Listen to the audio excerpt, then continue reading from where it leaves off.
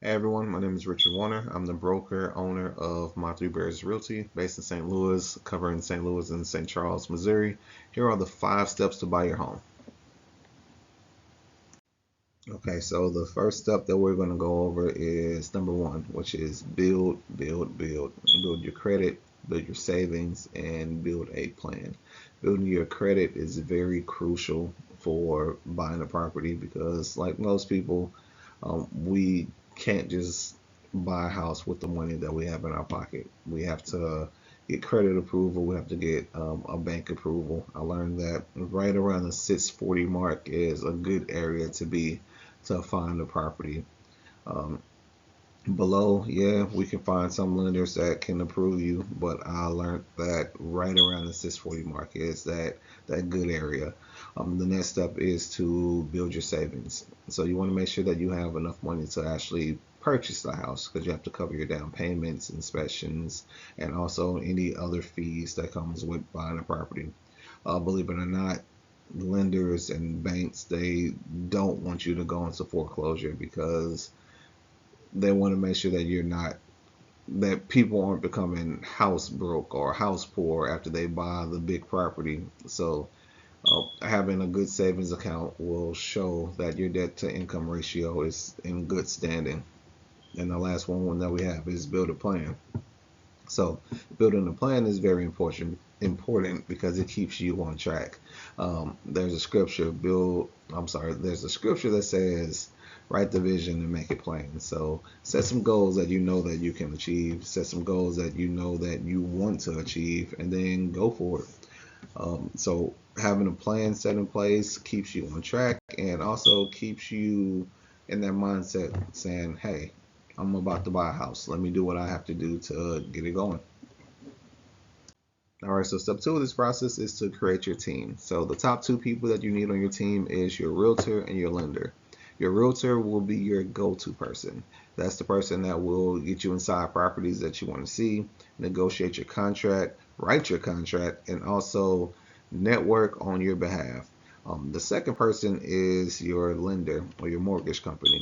They are they will deal with everything money and finance wise. So they will be the ones that approves your loan, send your loan through underwriting, and also gives you all the details on how much you'll pay monthly, your yearly rate, your interest rate. That is all coming from your lender or your mortgage company. Okay, so now we are at number three, which is, in my opinion, the most fun part, which is the search.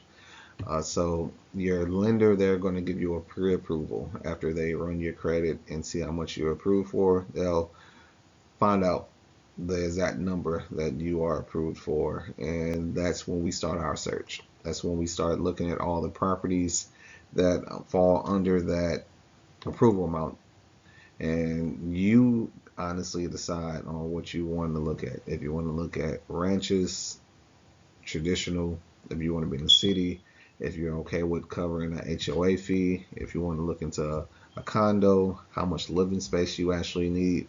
So that all comes down to what you are looking for. So that all comes down to topic three, which is the search.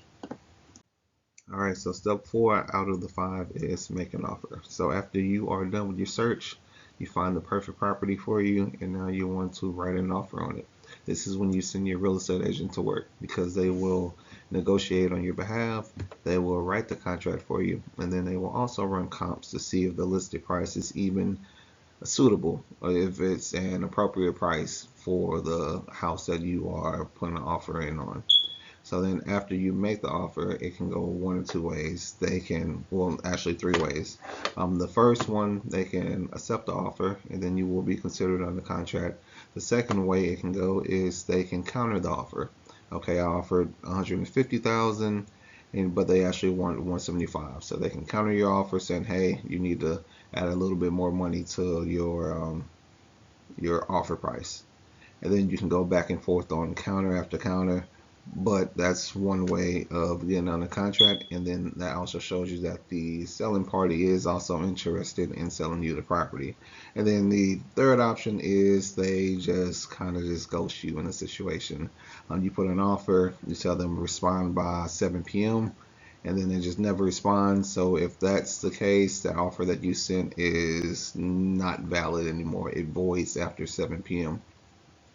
But once you do get on a contract, that's when things are set on a time limit now. So usually banks or your lender will give you 30 to 45 days for them to fully get everything completed, get everything um, in that 30 to 45 days. You have to get your inspections done. You have to make sure all your contingencies are met on your end, and also that's your lender's time frame to get you fully through underwriting to make sure that you are fully approved for the loan that you apply for. Then after all of that is taken care of, that's when you are just in the waiting period of preparing to close. Everything is contingent on you meeting everything on your end, and also the seller has to meet things on their end as well. So after this part, you are preparing to close.